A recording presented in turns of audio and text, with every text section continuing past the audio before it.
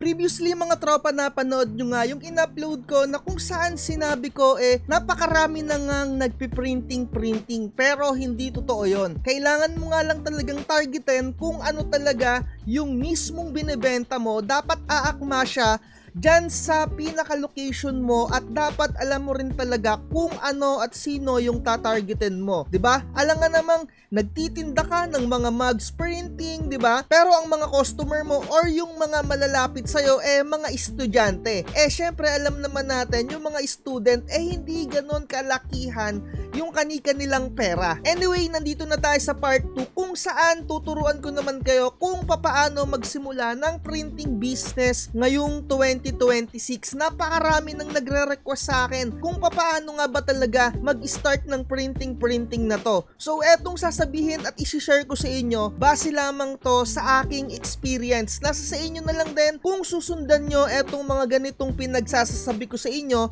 at nasa sa inyo na lang din kung maniniwala kayo. Anyway, without further ado, simulan na natin. Mga tropa, unang-una, eto yung pinaka-fundamentals talaga kung magsisimula ka ng printing mo at inuulit ko, napakalawak ng printing business given na talaga yung pagpiprint mo ng documents. So eto na nga, number 1, kailangan mo munang manood ng mga tutorials kung saan saang channel. Halimbawa, eto, may napanood ka na tao na ganito, maghanap ka pa ng iba pang tao na pwede mong panooran kasi walang may printing business na alam niya na lahat lahat ng niche or lahat ng tungkol sa printing. Iba't ibang tao talaga, may iba't ibang specialty. Kagaya sa akin mga tropa, ang pinaka niche ko talaga or yung pinaka main product ko dito sa printing ko ay sticker printing. So habang nanonood ka ng mga tutorials dyan, nagbibuild ka na niyan ng confidence. Kumbaga, sa tingin mo ay kaya ko tong gawin. So eto yung gusto kong gawin. Eto yung pinaka main product ko. Kumbaga, i-hype mo to the point na hindi yung totally super na hype. Ang importante ma-adapt mo yung pinaka-information na sinasabi ng kung sino mang YouTuber yon or kung sino mang Poncio Pilato yon, 'di ba? Yun yung pinaka-importante. Wag ka lang magpapauto when it comes na bebentahan ka na ng ganitong product without knowing na akala mo ayun yung pinaka-original na presyo pero hindi naman. Yun yung pinaka-importante. Anyway, ayun talaga yung kailangan ninyo. Manood muna kayo ng iba't ibang tutorial kasi dyan kayo magbibuild talaga ng confidence at may isip nyo, kaya ko rin gawin to, pero wag totally super hype. Kailangan research is the key. Ayan yung number 1. Lahat alamin nyo yung tunay na presyo at syempre yung mga possible printer models na gagamitin ninyo, printer brands, iba't ibang printing, iba't ibang application, may mga iba't ibang printer na akma dito sa brand na to na gagawin mo, and etong application na to meron ding para dyan na printer, 'di ba? And syempre yung mga materials kung saan bumibili at syempre yung mga procedures. Ayan talaga yung pinakaunang-una mong gagawin. And sa suma total, research talaga ang pinakauna ninyong gagawin. Research is the key. And syempre, kapag ka nakapag-research ka na, nakapanood ka na lang mga iba't ibang YouTuber, iba't ibang YouTube channel, iba't ibang tao, mag-iisip ka na kung ano sa mga napapanood mo yung mga kayang-kaya mong gawin. 'Di ba? Mag-focus ka muna sa isang niche or mag-focus ka muna sa isang produkto. Kasi yung pagpiprint ng document, pagprint ng rush ID, pagprint ng kung ano-ano man na 1x1, 2x2, given na yan sa printing, 'di ba? So ang pinakaibig sabihin ko na pinaka-niche, yung pinaka-main produkto nyo, kagaya ng stickers, kung dyan ka magpo-focus, may napanood ka na YouTuber na kayang-kaya mo yon, mag-focus ka doon, 'di ba? And syempre kung sa mugs printing ka, mag-focus ka din doon muna. Dyan ka muna, isa muna ang popokusan mo, or t-shirt printing, 'di ba? May mga silk screen printing, may mga DTF printing ng mga damit, and may sublimation printing ng damit. And syempre yung mga nauuso ngayon, yung ribbon printing. And syempre may mga 3D printing din, 'di ba? Yung gagawa ka ng mismong pinaka-produkto kung saan mo siyang application gagamitin. Yung mga 3D printing.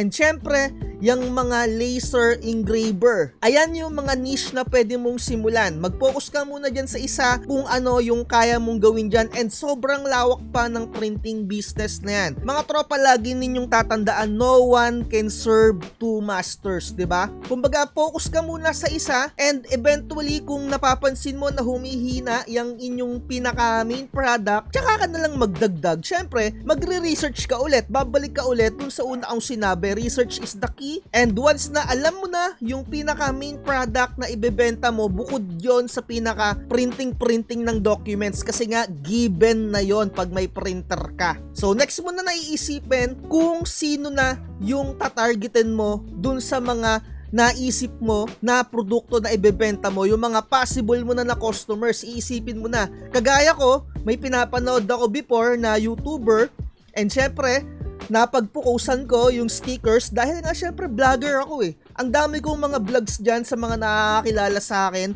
Meron akong gaming channel, meron akong mga moto vlogs, and meron akong mga ganito, mga tutorials, di ba? May mga food trip vlog ako, di ba? Sa mga nakakaalam, sa mga nakakilala. So sino pa ba yung mga possible kong bentahan? Syempre yung mga kapwa ko din, YouTuber, kapwa ko rin mga vlogger, mga kapwa ko TikToker, di ba? Yan yung mga tatargetin ko. So ayun, nakaisip na ako, no? Kasi para sa akin, yun yung pinaka-trip na trip ko talaga.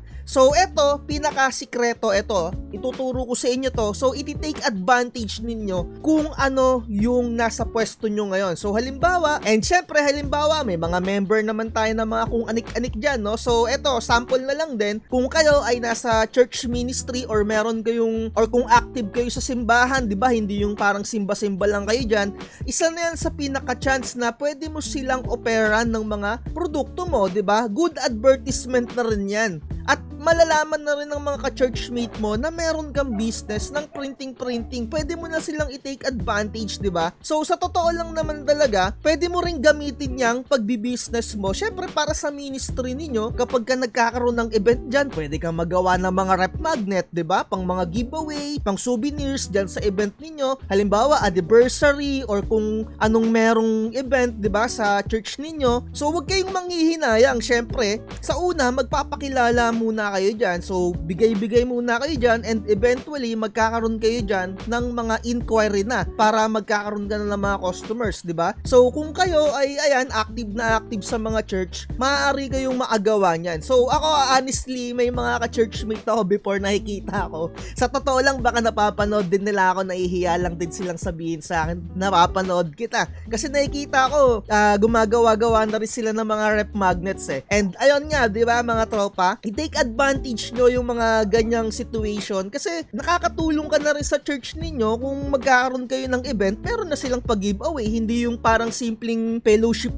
lang, di ba? Yun, di ba? Napakalaking technique talaga doon, at syempre, okay na okay din yon para sa akin, ha. Ewan ko kung mamasamain nyo yung punto ko na yon, pero napakagandang chance na rin nun, sa totoo lang, no? Or kung gusto nyo, para hindi na rin kayo gumastos, no? Di yung pinaka-ministry ninyo, syempre may mga budget naman yan usually, and ayun na, bumili kayo ng sarili ng printer, di ba? Kayo mismo yung gumawa, di ba? So ayun lang, and eto pa mga tropa na pwede ninyong i-take advantage. Syempre hindi naman lahat sabihin natin active sa ganyan, sa mga ministry, and usually yung mga nakakapanood sa atin, merong mga corporate jobs, di ba? Usually may mga nagbe-birthday sa mga co-workers ninyo, mga katrabaho ninyo, and syempre minsan kayo nakakatanggap kayo mismo ng mga regalo. Okay na okay din to pang giveaway, pang souvenirs nga din pag may mga birthday yung mga co-workers mo, and hindi ka nagagastos ng napakalaki. And mas maganda pa, personalized din yung ibibigay mo sa kanila, mas ma-appreciate nila yon. And kagaya ng nabanggit ko kanina, huwag kang manghihinayang sa mga pinamimigay mo kasi eventually yan sa mga co-workers mo magkakaroon rin yan ng mga inquiry kung magkakano or papaano or paano sila makaka-avail sa'yo ng mga pinamimigay mo sa kanila. Magtatanong yan, kaya mo ba yung ganito gawin? Kaya mo ba gawin tong ganyan? 'Di ba? Napakalaking technique nyon. Ayun, no?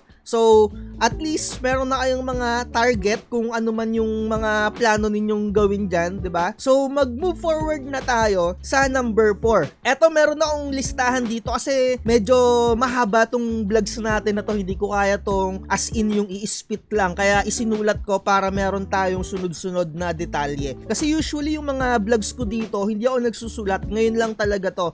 Kasi gusto ko sa inyong ituro to eh. So, number 4 natin, bibili ka na ng produkto. Bibili ka na ng printer, ng mga materials. Kasi syempre, na alam mo na kung saan nakakabili, alam mo na yung tunay na presyo. Number 4 ka pa lang bibili. Doon ka pa lang bibili kapag naalam mo na kung sino yung mga tatargetin mo. 'Di ba? So, i-replay nyo lang yung 1, 2, 3. Eto nga yung number 4. Dito ka pa lang bibili ng mga materials. And para sa mga listahan ng mga materials na kailangan mo for printing business, in the next topic na lang natin yan. Nandun yung mga presyo, kung ano talaga yung kailangan, kung magkano yung magagastos mo para makapagsimula ng printing.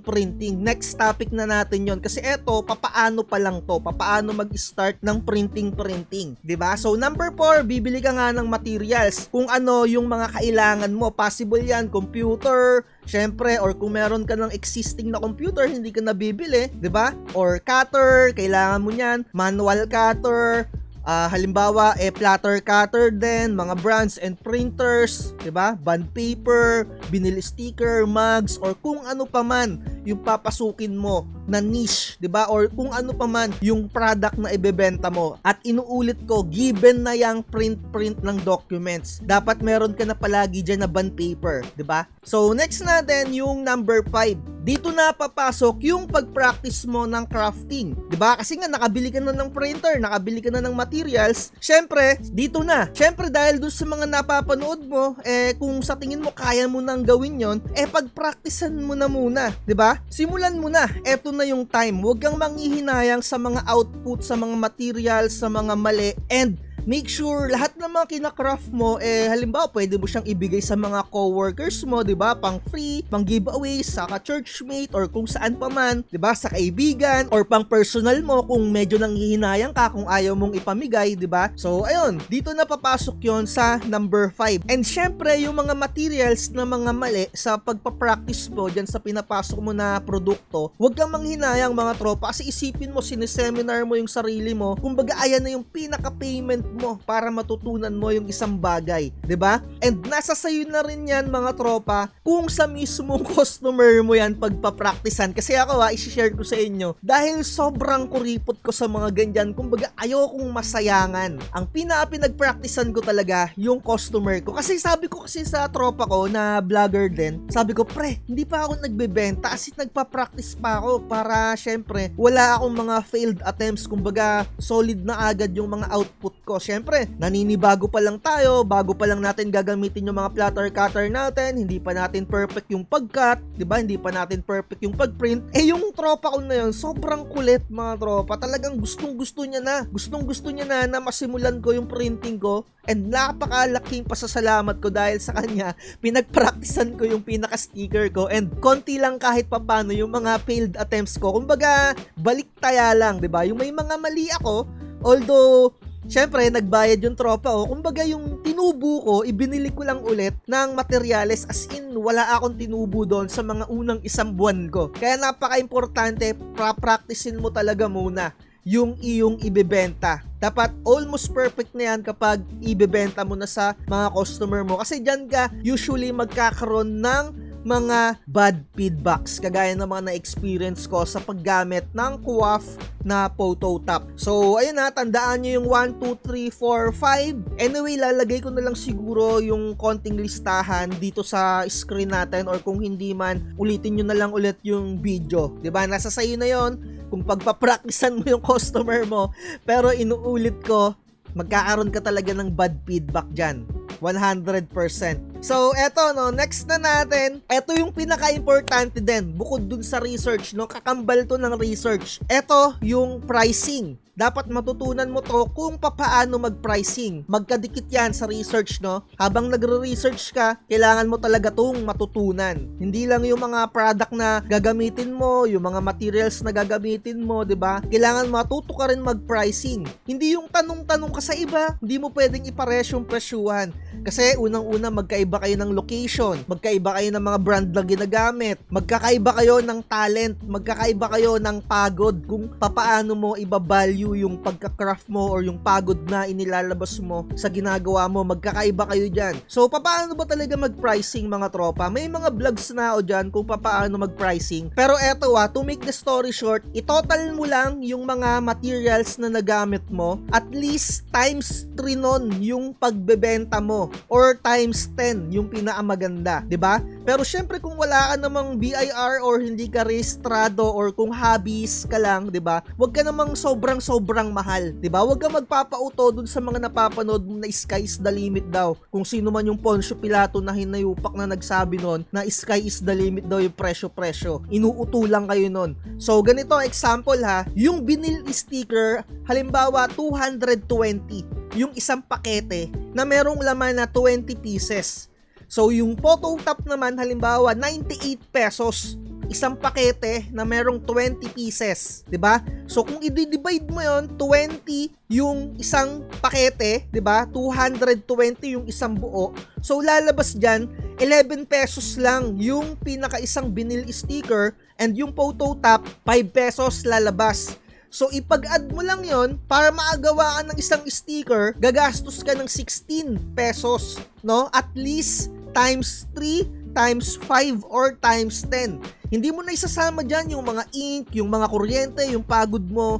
Basta times 3, times 5, times 10. And syempre, i-compare mo rin yan sa market. Hindi yung tipong ikaw magpepresyoan ng sobrang mahal, yung katabi mo pala sobrang saktuhan lang yung presyuhan niyan. Yan na papasok yung mga price war. Kailangan aakma ka din dun sa pinaka mismong location mo. Halimbawa sa location mo, ang pinaka presyo 100 lang isang vinyl sticker. So ikaw pwede kang pumresyo na mas mababa doon or pwede mo rin siyang presyohan ng parehas ng presyo niya. So kagaya dito sa akin, meron ako ditong kalaban parang around 80 to 100 yung presyuhan niya ng vinyl sticker. And syempre wala naman akong BIR dito sa printing natin, as hobbies lang talaga tayo. And ayun na nga, binibenta ko yung aking vinyl sticker ng 80 pesos isang A4. And syempre kung isang peraso lang yung bibilihin sa inyo ni customer, 100 yung benta ko doon. Pero kung merong minimum kasi ko 10, minsan ginagawa ko pa ngang 75. So 75 minimum order na 10, 750 yung 10 pieces na A4. Malalaman nyo rin yan mga tropa. Dapat laging may minimum, at kung solo lang yung i-order sa'yo, iba dapat yung pricing nun. Again, sa akin, sa pag-order sa akin ng sticker na vinyl, isang piraso 100 pesos, at kung may minimum order naman ay 75 or 750 kasi minimum ko 10. So sana maunawaan ninyo yun mga tropa. Anyway, ilalagay ko sa description ng video na to kung paano mag-pricing ng mga ganyan. Panoorin nyo lang yon, as in shinare ko talaga doon. So move forward na tayo. So next na natin, syempre alam mo na magpresyo-presyo, ready ka nang magbenta kasi nakapag-practice ka na. Alam mo na rin yung presyuhan. So dito na tayo sa next. Excited ka na, nakapag-practice ka na, ready ka na magbenta, nag-research ka na, alam mo na yung presyuhan kung paano mo siya ibebenta or magkano mo siya ibebenta. Kailangan mo nang gumawa or mag-print ng mga materials for advertisement, di ba? So simpleng tarpaulin lang, minimum 2x3 or 3x6 na tarpaulin, di ba? Kailangan mo talaga niyan, as in ilagay mo lang doon print, scan, Xerox, or kung ano pa man yung mga ino-orders mo, or kung ano pa man yung pwede mong ibenta, vinyl sticker, mugs printing, souvenir printing, giveaways, di ba? Kung ano yung trip mo, basta yung mababasa ng customer, yung malalaki yung font, wag yung as in maliliit. Kasi ako personally as customer, wala na akong pakialam dyan sa mga nakasulat dyan Magre-rekta na akong tanong, pero at least may nababasa sila na malaki, print, scan, Xerox, souvenirs, or kung ano pa man, mugs printing, sticker printing. Ayan lang yung mga importante, or kung ano pa man yung gusto nyong ilagay. Nasa sa inyo na yan kung paano mo i-advertise yung business mo. Pero kapag pinasok mo na tong printing business, kung hindi mo to gagawin, may kulang sa'yo. Eto na, yung pinaka-importante din, gumawa ka ng Facebook page. Kapag wala ang Facebook page mga tropa, nako, namumuhay ka pa sa nakaraan. Yan ang pinaka-importante, dapat meron ka niyan. Kung ano mang available na social media na trip mo. Mas maganda nga kung lahat ng available na social media na trending ay meron kang account, 'di ba? TikTok, Facebook, YouTube, 'di ba? Instagram or kung ano pa man, 'di ba, na trending or kilala. Dapat meron kang mga account diyan kasi doon mo ipo-post mga tropa yung mga pinractice mo, yung mga kinraft mo. Huwag kang manghihinayang sa mga materials kahit hindi mo yan mabenta. At least meron ka or magkakaroon ka ng possible customer dahil sa mga napapanood nila sa mga post mo sa Facebook or kung saan pa mang application mo siya i-upload. Napaka-importante nun. At syempre, kung hindi ka naman masyado techie, hindi ka masyado marunong sa computer, cellphone, or pag-i-edit, kailangan mo siyang matutunan. Simpleng edit lang, videohan mo lang ng naka-steady, lagyan mo lang ng pinaka background music, di ba? Yung mga trending na background music, okay na yon. Or lagyan mo ng konting movements pag nagbibideo ka. Download mo lang yung CapCut kung hindi ka masyado marunong sa computer. At least sa cellphone, meron kang CapCut para pagka video mo, lagyan mo na kagad ng background music, upload mo na yon. Huwag mong hahabaan yung pinaka video mo. At least 10 to 30 seconds lang yung i-upload mo na video. Kasi ngayon sa era na to, kapag sobrang haba ng video mo, tamad manood yung mga tao. 100%. Mas mabilis, mas maiintindihan nila as quick as possible. Yun na yun. May mga inquiry ka nang makukuha niyan. Kung hindi mo pa ginagawa yon, may kulang dyan sa printing mo. Yun na mga tropa. And syempre, kagaya nga ng nabanggit ko, hindi din naman lahat marunong mag-edit, hindi naman lahat marunong gumawa ng design. Pwede ka mag-avail ng mga templates kung kani-kanino. Kagaya sa akin, meron akong binibenta na one-time payment. Sobrang daming nagpapasalamat sa akin sa mga nag-avail ng template na yon. Mga tropa ha, eto inaamin ko sa inyo, yung mga template ko doon, talagang tulungan lang tayo. Yung pinaka-template ko doon, ginagamit ko yon mga tropa, at isineshare ko lang sa inyo yung access para syempre ma-maintain ko rin yung pinaka-cloud server ko. Yung mga binabayad ninyo doon, pinambabayad ko lang din yan sa Google, no? So kung ayaw nyo mag-avail nun, syempre, maghanap na lang kayo ng mga iba nyong pag-a-availan kung syempre sa mga template. Pero syempre, napakalaking pasasalamat ko dahil tinutulungan nyo ako sa pag-maintain nung cloud server natin mga tropa. Maraming salamat dahil dyan tuloy-tuloy yung cloud server natin na almost 2 years or magti 3 years na exactly. Maraming salamat dahil sa channel natin na to. Tulungan lang talaga tayo, give and take lang din talaga tayo. And again, sa lahat ng mga template na mga nagagawa ko, libre nyo na yung makukuha kapag meron na kayong access doon. Available din doon yung mga application for printing like Photoshop or kung ano pa man, di ba? Na available na pwede nating gamitin sa printing. Message lang kayo sa ating Facebook page mga tropa. Anyway, continue natin yung pag-i-start or kung paano magsimula, 'di ba? So, ayan, nalaman nyo na kung paano nag-practice, mag-pricing, maggawa ng mga tarpaulin, 'di ba? Para meron kayong pang-display, and syempre, nakagawa na kayo ng page. Doon sa page ninyo, every small accomplishment ninyo, i-post ninyo doon. Nakagawa kayo ng ganito, simpleng picture, upload mo sa SOCMED.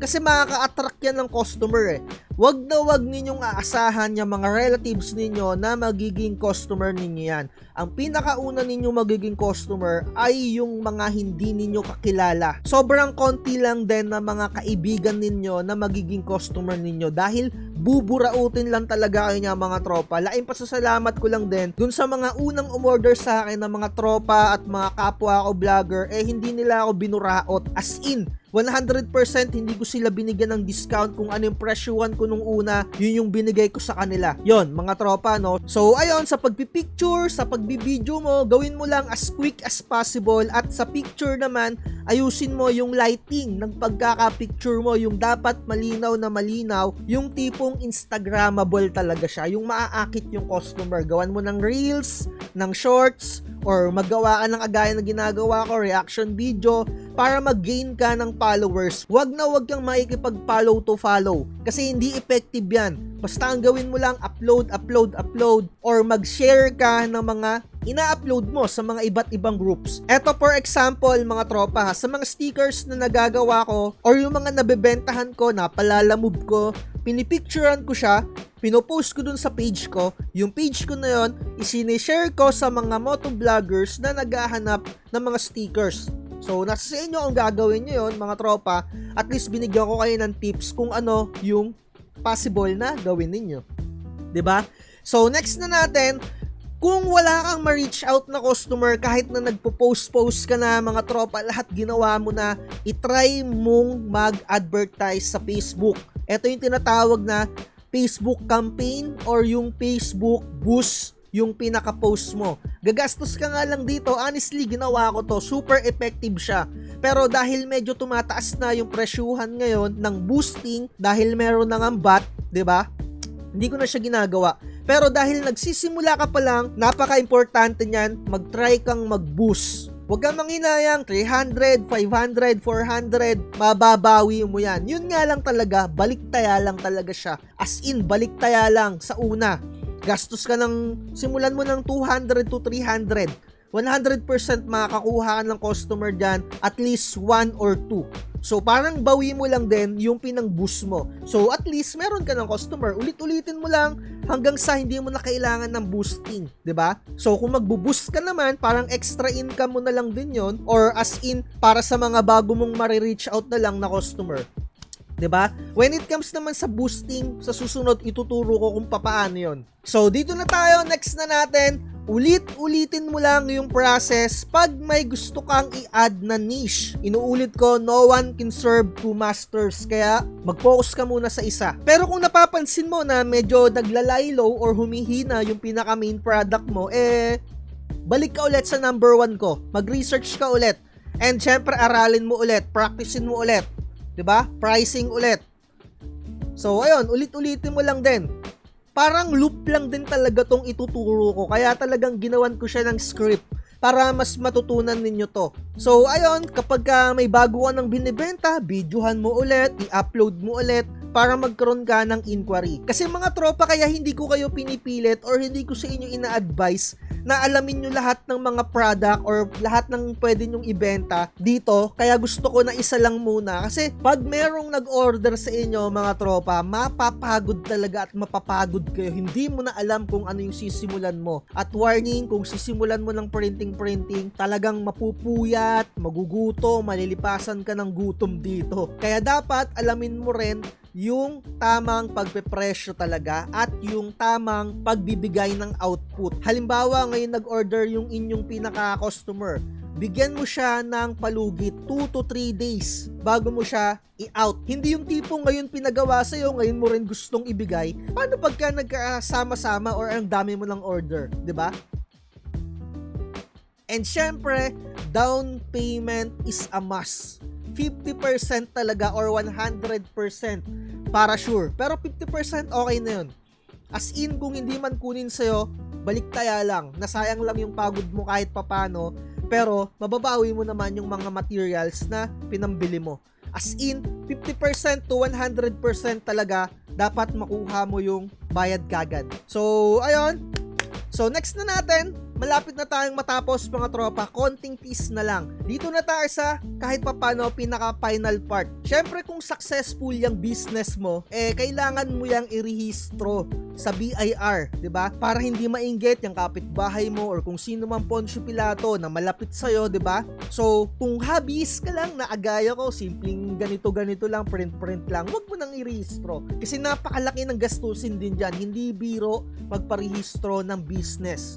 Kasi na-experience ko niyan sa aking computer shop. Sobrang hirap mga tropa. And taon-taon yan tumataas ang presyuhan. Yun lang talaga ang may papayo ko sa inyo. Kung talagang nag-success, i-rehistro mo, lalong-lalo na kung umuupa ka ng pwesto. Diyan ka talaga dadalihin. Kasi nagkakaroon yan ng tax mapping. Pero kung online lang naman, safe pa yan mga tropa. Huwag ka lang masyadong maglagay-lagay ng mga tarpaulin. Isang tarpaulin lang, okay na yun. Safe ka na sa mga tax mapping na lintik na yan.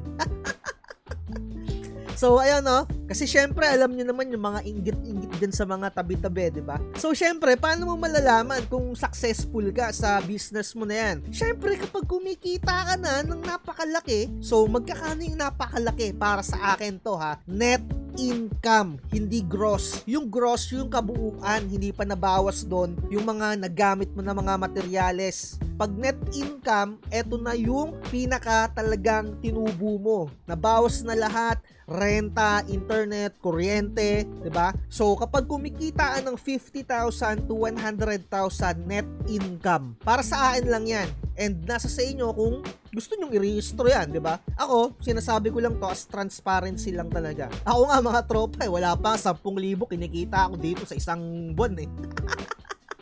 Kasi talagang hobbies lang talaga ako. Ang ako lang talaga, sinishare ko lang yung experience ko. Kasi ako as vlogger talaga, gustong gusto ko yung ganitong pagbablog, di ba? So, ayun lang.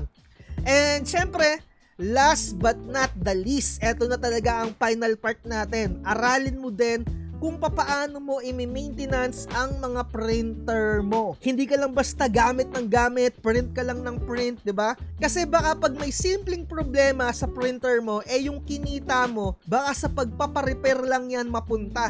Nasira yung pinaka-printer mo, ayaw mag-print, 'di ba? Yun pala kailangan lang i-reset. Tapos siningil ka ng 1,000. 'Di ba? Yung kinita mo na 300 ng isang araw, sa pagpapa-repair lang mapupunta. Lugi ka pa kasi 300 lang kinita mo tapos siningil ka pa ng mga lintik na technician dyan ng 1,000. Diba? Luging-lugi ka pa. Kailangan mo talagang aralin yan. Pag nalaman mo na simple lang pala yung gagawin, dapat ikaw na yung gumawa. Hindi ka pa nasingil ng 1,000. Diba? Tandaan, iba't ibang ink, iba't ibang maintenance ang kailangan mong gawin dyan. Kapag dye ink yung ginagamit mo or original ink lang yung gamit mo, mostly, hindi ka masyadong magmi-maintenance dyan. Kapag pigment ink or sublimation ink yung gamit mo, dyan kailangan mo talaga monthly, weekly, magmi-maintenance ka talaga. So, ayun mga tropa, sa tingin ko na i-share ko na sa inyo kung paano magsimula ng printing ngayong 2026 na to. Kasi sobrang dami nang nag-message sa akin paano magsimula ng ganito, and yung iba gusto pa nga magpa-webinar. Mga tropa, kasi nahihirapan ako kung magpapa-webinar ako sa inyo. Kung gusto nyo talagang maturuan ko kayo, siguro itutuloy ko yung kagaya ng mga last year. Nagbibigay sila sa akin ng TF, tapos tuloy-tuloy ko na silang ginaguide. Kumbaga, question and answer, direct ko silang sinasagot. Halimbawa, may katanungan sila, hindi ko na ibinibigay yung video. Talagang sinasagot ko sila actual. 'Di ba? So, ayun, pero kung kayo ay hindi naman kayo nag-avail sa akin nung ganung project natin, syempre huwag kayong magagalit kung pag nagtanong kayo sa akin, isi-send ko sa inyo yung mga link. Kasi syempre kumikita ako sa pag-share ko sa inyo or panonood ninyo ng video. Pero priority lang natin, syempre yung mga nag-send ng TF, parang 4 na ata or 5 yung nag-avail sa akin nung parang question and answer portion namin dito sa printing. Kasi alam naman na nila kung paano magsimula, kailangan na lang nila ng konting guide, 'di ba? So ayun, nag-reach out sila sa akin. Again, hindi ko kayo pinipilit dahil masi-search nyo naman yung mga videos natin diyan sa mga previous upload natin. Nasa sa inyo na lang 'yon kung gusto niyo ng mga direct na question and answer, 'di ba? So again, maraming salamat sa mga pagsusuporta ninyo at lalong-lalo na sa mga nag-aabil sa mga link natin dyan na kung saan dyan kayo ay pwedeng bumili, diba? Lalong-lalo na sa mga nag-aabil din ng template natin. Kasi isa yan sa mga dahilan kung bakit natin nasusustain etong YouTube channel natin. Maraming salamat sa inyo. Road to 20,000 subscribers na pala tayo. Dito na natin tutapusan, mga tropa. Lagi ko sinasabi, wag na wag magpapauto. Next video natin, kung magkakano ba yung pwedeng gastusin or ano yung mga materials or magkano yung aabutin ng pera para makapagsimula ng printing. Bye-bye!